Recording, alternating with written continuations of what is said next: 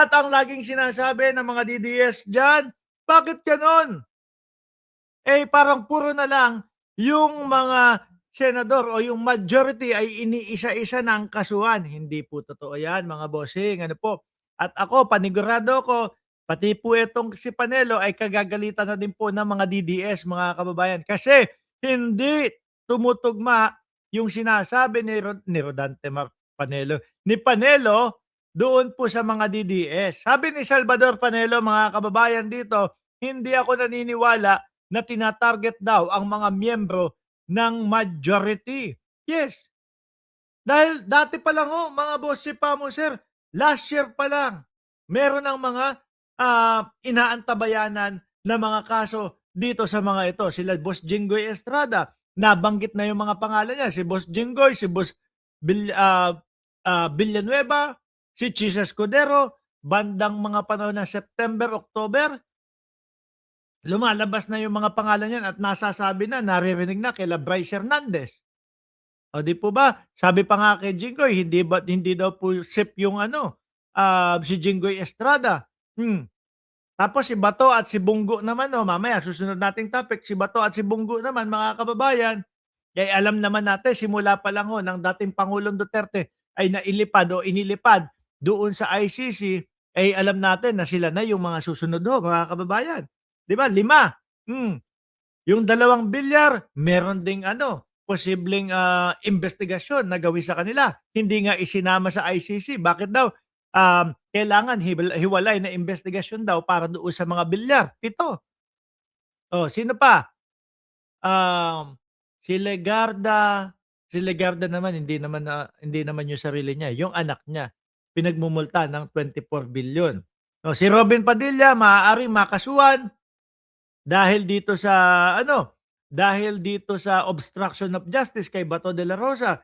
Si Senate President naman, maaaring makasuhan naman dahil doon sa mga barilan o putukan na nangyari doon sa Senado. Maubos talaga 'tong mga 'to. Si Amy Marcos, wala, hindi. No, nakikisali lang. Sino pa yung dalawa pa? Mamaya comment niyo na lang diyan kung sino pa, yung dalawa pa. Pero sa madaling salita mga boss, chief, amo, sir, nagsama-sama silang mga tao na alam nilang makakasuhan sila in future time na dadating ang panahon na ito. Kaya nagsama-sama sila upang sa ganoon, eh, i-acquit si Sara Duterte dahil si Sara Duterte na lang ang nalalabi at natitirang pag-asa nila na kung makulong man sila, simula ngayong taon, ay makakalabas sila sa 2028. Yan po ay kung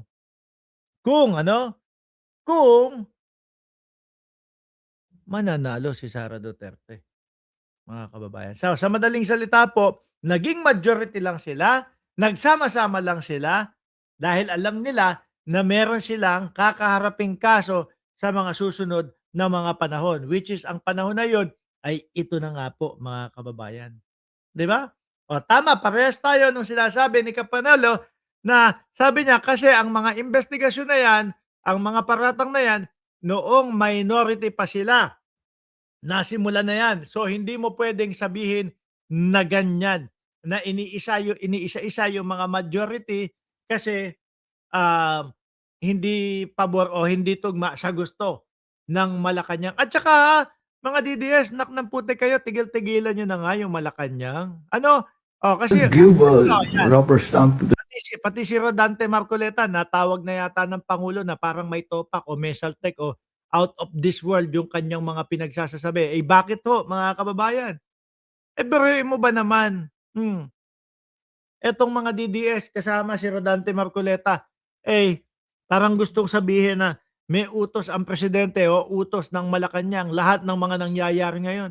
Lahat na po sinisi nila kay Pangulong Bongbong Marcos. Senado, may sarili kayong body. Sa executive, ang mga pangulo. Tapos, di ba magkakaiba? At ano ginagawa ng Senate President ni dyan? Pakinggan nyo ang banat ni Pangulong Bongbong Marcos versus Rodante Marcoleta. Senator Dante Marcoleta said that the Senate presidency of Alan Peter Cayetano is the only one without Malacanang's blessing. What can you say about that? Malacanang doesn't give a rubber stamp to the Senate President. The Senate President is decided by the Senate. Nakatingin niyo po ba si Alan Peter Cayetano ay bet ng Pangulo? Nako, yan lang hong mga nangyaring barilan sa Senado, mga kababayan. Ang taong bayan ayaw nang maniwala na totoo yan o hindi gawa-gawa yan o hindi scripted yan eh. Pati ho ang Pangulo, mga bossing. Di po ba? Pati ang Pangulo. Ang sabi nga ng Pangulo kailangan imbestigahan at hindi dapat palampasin ho, mga kababayan. Themselves. I mean, of course, we are aware of the goings on in the Senate because it's important to us to be well informed. But what is he implying that I somehow choose the Senate President? I think you ask.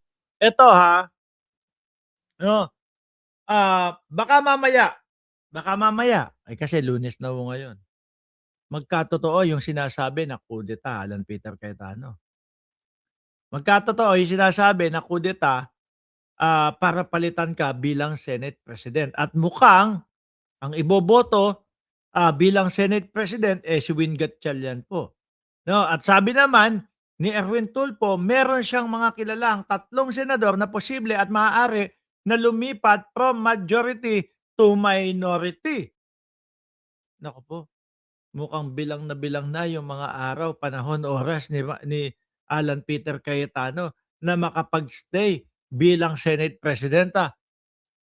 Pinaghirapan ni Peter Cayetano yan. Di ba? Nagsinungaling pa nga sa mamamayang Pilipino yan na ang sinasabi niya tingnan nyo, sino ba naman ang hindi matutuwa? No? Itatanghal ka nitong mga tao na to bilang Senate President kahit hindi mo sila kinakausap. Kaso po, may bugok na Robin Padilla doon sa loob ng Senado, doon sa sangay nila, sa hanay nila. Ano sabi ni Robin?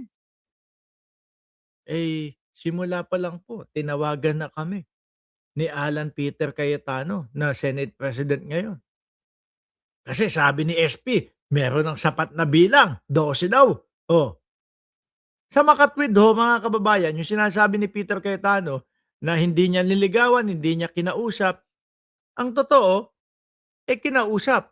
Siya yung nag-organisa. Baka po pati yung pag-organisa, mga kababayan, ng pagpunta ni Bato de la Rosa, si Peter Cayetano din. Kaya lang nakukonsensya yung mama dahil nga ho, naipit si Bato de la Rosa doon. Kaya, ang naging hakbang, plus ka. Gumawa ka nga ng eksena upang sa ganun ma-divert ang isip ng mamamayang Pilipino. At mismong asawa ni Bato de la Rosa, mga boss chief Pamoser, ang nagsabi ho niyan, mga kababayan, na ginamit ng asawa niya